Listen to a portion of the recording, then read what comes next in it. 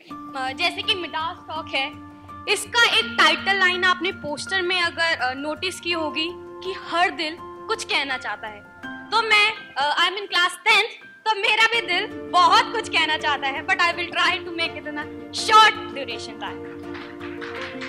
But जैसे कि मैं 10th क्लास में हूँ, मैं स्कूल से आती हूँ, गर्मी आजकल कितनी हो रही है ना, पसीने छूट जाते हैं स्कूल से। एक तो स्कूल की इतनी हैवी वाली पढ़ाई, इतना हैवी स्टोन का बैग। मेरे डैडी हमेशा कहते हैं कि सच हमेशा कड़वा होता है।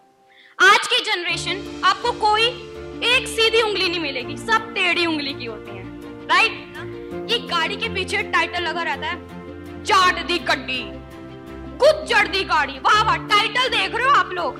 तो टाइटल ही ऐसे हैं, तो आप इमेजिन कर सकते हो कि टाइटल से आपको पता चल रहा है जो अंदर इंसान बैठा है वह बहुत एग्रेसिव हो सकता है।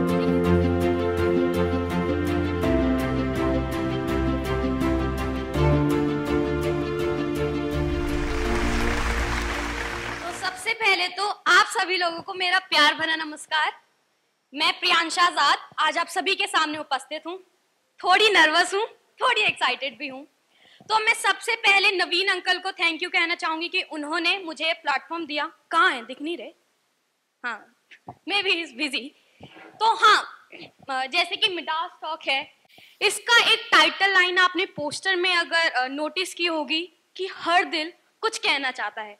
तो मैं I am in class 10th, तो मेरा भी दिल बहुत कुछ कहना चाहता है, but I will try to make it in a short duration time. So आज का जो मैंने टॉपिक चूज किया है, pollution, baby topic, no? Let's see if it's a baby और if it's a huge one.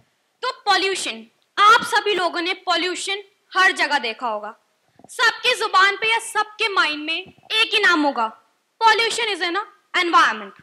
हाँ, है भाई, है पॉल्यूशन तो है, उसको तो देखना, वो भी हमारी जिम्मेदारी है। तो अभी पॉल्यूशन एनवायरनमेंट से हटाकर हम देखते हैं कि पॉल्यूशन और कहां कहां मौजूद है। कोई बताना चाहेगा कि पॉल्यूशन और कहां मौजूद है except the environment thing? Right one. So that's what I'm here with. Polluted mind is my topic. So polluted mind, as I said that I'm in class 10th. So मैं परसों अपने क्लास में बैठी थी and what I observed that कि मेरे जो 2 classmates हैं वो फाइट कर रहे थे, लड़ रहे थे। एंड ये तो सच है, मेरे डैडी हमेशा कहते हैं कि सच हमेशा कड़वा होता है। आज की जनरेशन आपको कोई एक सीधी उंगली नहीं मिलेगी, सब टेढ़ी उंगली की होती हैं, राइट? तो अब्यूजिव थिंग जो होती है, यस दैट्स रॉन्ग, बट सब करते हैं। कोई कहना चाहे या ना कहना चाहे, सबकी जुबान पे अब्यूजिव वर्ड्स फाइट के टाइम पर आ ही जाते हैं, इंटेंशनली और इनइंटेंशनली, किसी को नहीं पता। तो 2 फाइट कर रहे थे। फाइट करते करते में भाई पहले तो अपनी अपनी लड़ाई हुई, तू उसको बोले, तू उसको बोले, तू उसको बोले, तू उसको बोले। But when it's come on the parents, क्या होता है? हर जगह ईगो हर्ट्स। ईगो जो होती है ना, वो बहुत बड़ी चीज होती है। तो ईगो हर्ट्स में जब पेरेंट्स के ऊपर बात जाती है तो फिर और अब्यूजिवनेस और लड़ाइयां बढ़ती हैं। वहीं पे लड़ाइयां जहां अभी छोटी सी हैं, क्लासरूम में, फिर स्कूल में जो बच्चे हैं उनका डायलॉग होता है, बाहर मिल, तो बाहर मिल मुझको। तो बाहर मिल क्या है? वो लड़ाई को जहां छोटी है उसको बड़ा बढ़ावा दे रहे हैं, राइट? अभी आप लोगों ने शायद ये ऑब्जर्व अपने स्कूल लाइफ में किया हो या ना किया हो, सभी मुझसे बड़े हैं और मैं उम्मीद करती हूँ कि मैं यहाँ आप सबसे छोटी हूँ, तो मुझे आप सभी लोगों का प्यार भी मिलेगा।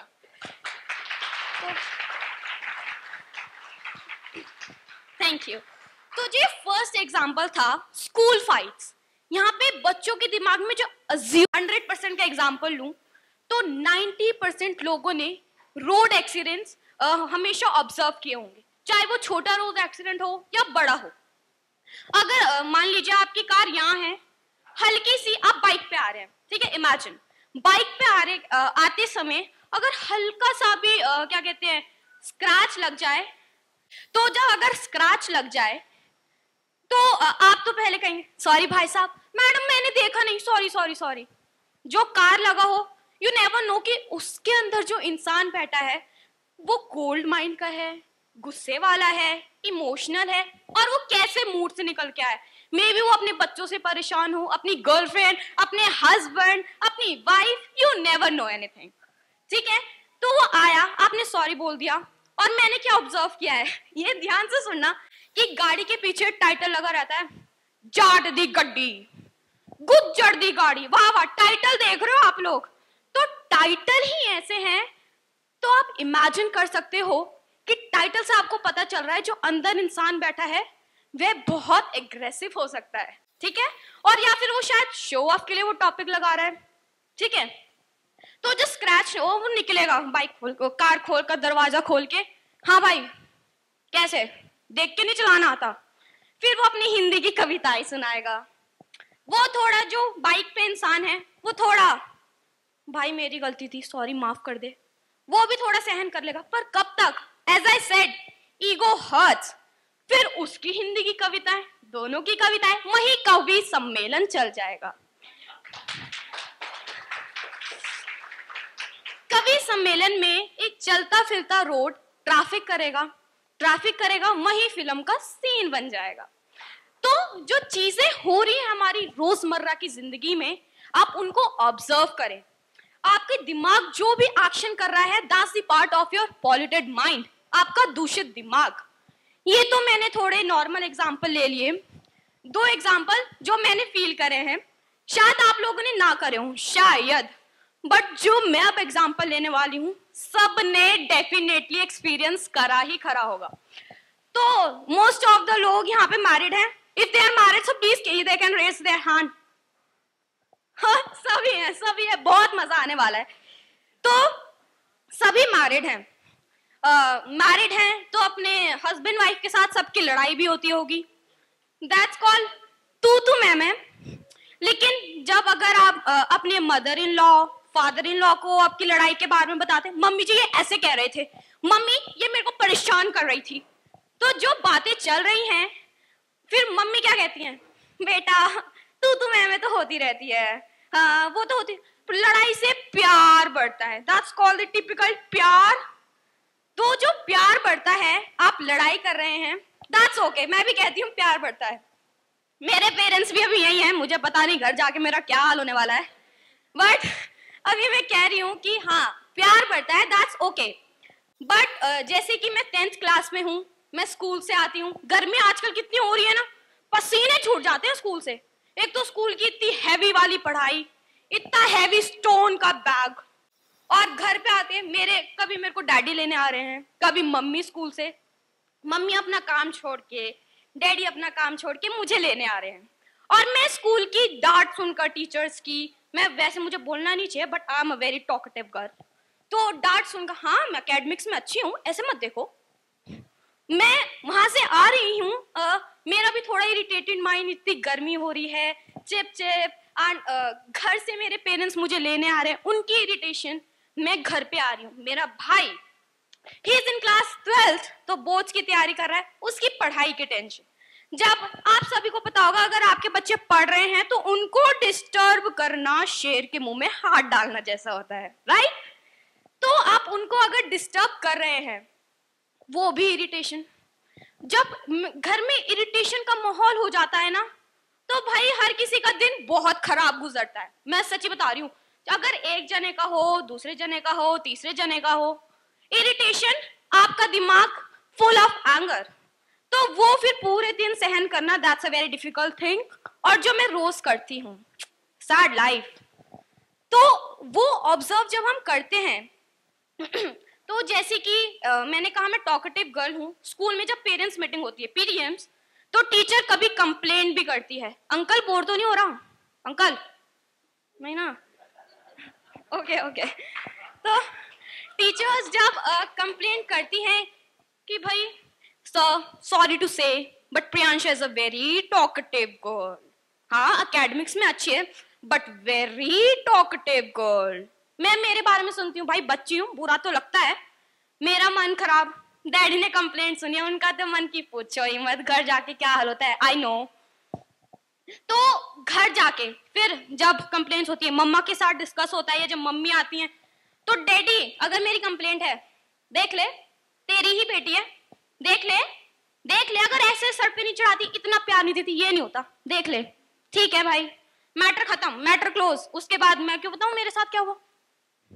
फिर उसके बाद मैंने जैसे कहा मैं एकेडमिक्स में भी अच्छी हूँ, अगर मेरी अप्रिसिएशन के लिए बुलाते हैं तो बेटी किसकी है, तो वो चीज देख रहे हो। फिर जब घर आके मम्मी का दिमाग गया, ठीक है भाई गलत काम है मेरी बेटी है, अच्छा काम है तुम्हारी बेटी है, जेंडर डिस्क्रिमिनेशन इतनी बड़ी चीज, वहीं फिर तू मैं, फिर सासू माँ बेटा प्यार बढ़ता है हाँ। तो वही तू मैं में होती है। तो वही जैसे मैंने कहा कभी कभी छोटी लड़ाइयाँ भी बड़ा रूप धारण कर लेती हैं। शायद क्या पता आज तू मैं में छोटी है, लड़ते लड़ते लड़ते फिर वो चीज हो जाती है कि अगर मम्मा ने डैडी को कुछ कह दिया या डैडी ने मम्मा को कुछ कह दिया, या मैं अपने घर का एग्जाम्पल नहीं ले रही, मैं किसी का भी, जैसे न्यूज आती है, न्यूज कि हस्बैंड वाइफ के साथ ये हुआ, इसका मैटर हो गया, इसका मैटर हो गया। तो वो जो चीजें होती है ना आप रोजमर्रा की जिंदगी में, मैं बता रही हूँ, मैं जो बोल रही हूँ मैं घर से कुछ प्रिपेयर नहीं करके आई थी, अभी आप लोगों को देख के मेरे निकले जा रहा है, पता नहीं मैं टाइम ज्यादा कंज्यूम कर रही हूँ नहीं, but I am sorry for that. हर दिल कुछ कहना चाहता है, मेरा दिल बहुत कुछ कहना चाहता है।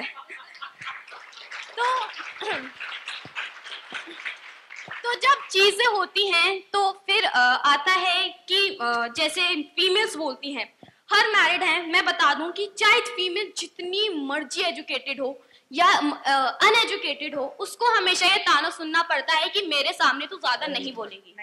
That's the case. मैं जहाँ पे रहती हूँ वहाँ पे भी बहुत फाइट्स होती थी, तो हमने देखा, अब शायद वो चले गए, आई डोंट नो, तो वहाँ पे केसेस, तो ये बात आती है कि हस्बैंड अपनी वाइफ को बोल रहा है कि भाई मैं कमा के आता हूँ तो मुझे कैसे बोल सकती, ठीक है, दैट्स द केस। सबने सुना है, सबने सुना है। एंड फीमेल्स प्लीज यहाँ पे थोड़ा गौर फरमाइएगा कि फीमेल्स का फिर डायलॉग होता है, मैं जहाँ बचपन से पढ़ी लिखी हूँ, जहाँ मैंने अपनी पूरी एजुकेशन करी है, या जहाँ मैं लाड प्यार से बड़ी हुई हूँ, वहां मैं शादी करने के बाद अपना पूरा घर बार छोड़कर तुम्हें संभालने आ रही हूँ, तुम्हारी मम्मी की सेवा करने आ रही हूँ, बच्चों का घर बसाने आ रही हूँ, पूरा ये नया घर संभालने आ रही हूँ, तो फिर तुम्हें क्या हक बनता है कि तुम मुझे बोलो कि मेरे सामने ज्यादा नहीं बोलेगी। ठीक है, बात है, लड़ाइयां हुई वहीं पे जो ये बात चल रही है ना कि मेरे सामने ज्यादा नहीं बोलेगी, मैं कमा के आ रहा हूं, फिर अगर किसी ने आवाज उठाई तो यही चलेगा, हाँ भाई हमारे एंसेस्टर्स ने कहा था कि हम क्यों नहीं करेंगे। Ancestor that are typical one जो अभी है भी नहीं, ठीक है। तो वो जब चीजें आती है ना कि हाँ हमारे पूर्वजों ने कहा हम भी करेंगे, so that's not the case. आप रियलिटी में जी रहे हो, आपको डिसाइड करना है। बच्चों का कुछ नहीं होगा, वो बड़े होंगे, मेरी भी कल शादी होगी, मैं भी जाऊंगी, हाँ फ्यूचर, तो मेरी भी शादी होगी, मैं भी जाऊंगी, मेरा भाई भी चला जाएगा, रहना किसको है, हस्बैंड वाइफ को, उनको ही भाई प्यार से रहना है, दादा टिपिकल प्यार मदर इन लॉ स्टेट्स, तो उनके उससे रहना है, तो उनको अपनी अंडरस्टैंडिंग बढ़ानी होगी। जो ये एंसेस्टर का टॉपिक चल रहा है, पूर्वजों का टॉपिक चल रहा है, ये पॉलिटिक माइंड है, जो उनकी प्रथा है वही हम निभाएंगे, that's not the case. The thing you want to decide is your future. The thing you want to decide is you want to live in the present itself. ठीक है, ये हुआ भाई मियाँ बीवी के झगड़े, तो उसको हटाती हूँ मैं। अब शायद ये किसी ने सुना ना हो या ना सुना हो, बट जो भी main topic I have prepared this, हाँ ये प्रिपेयर किया था। सोसाइटी, एज आई सेड कि मैं 10th क्लास में हूँ और मैं अभी यहाँ स्पीच दे रही हूँ, तो वहाँ पे सोसाइटी जो मेन टॉपिक आता है ना, वहाँ पे पॉल्यूटेड माइंड बहुत लंबा खिंच जाता है। मैं टाइमिंग की मेरे पे आ गई है इन्फॉर्मेशन, ज़्यादा टाइम नहीं लेना, औरों को भी मौका देना है, बट वहाँ पे जब लंबा खिंचता है, फर्स्ट थिंग आती है गर्ल्स क्लोथिंग, फिर आती है गर्ल्स क्लोथिंग का मैं लेती हूँ गर्ल्स क्लोथिंग। अगर लड़की छोटे कपड़े पहन के बाहर निकल रही है तो वो तो आप रहने ही दो कि पहले लड़के देखेंगे, पहले बाहर की आंटियां ही नजर लगा देंगी, हाय बेशर्म कैसी जा रही है, देखो तो टांगे कैसी मटका रही है। सो वो देख रहे हो, लड़के क्या देखेंगे जब आंटियां ही ऐसा कह रही हैं, फीमेल की जज्बात नहीं समझ रही, तो भाई फिर तो अलग जेंडर पे कहाँ जाएं। तो मैं स्पीचेस के लिए जाती हूँ तो मेरा ज्यादा यही टॉपिक रहता है, क्योंकि औरत का दुख समझती है। मैं भी औरत हूँ, मैं भी समझती हूँ। तो वो जो टॉपिक्स रहता है ना, वो बहुत ज्यादा हो जाता है। गर्ल्स क्लोथिंग, अब आता है नेगेटिव थिंकिंग। कोई आपसे अगर ज्यादा डिजायर हंगर, सबके डिजायर्स हैं, जैसे अभी आंटी बहुत नोनो किया कि डिजायर्स हैं, तो बहुतों के डिजायर्स हैं, उसके लिए नेगेटिव थिंकिंग जब आ जाती है ना, तब आपका पॉल्यूटेड माइंड में अपने आप ही ऑटोमेटिकली इंक्लूड हो जाता है।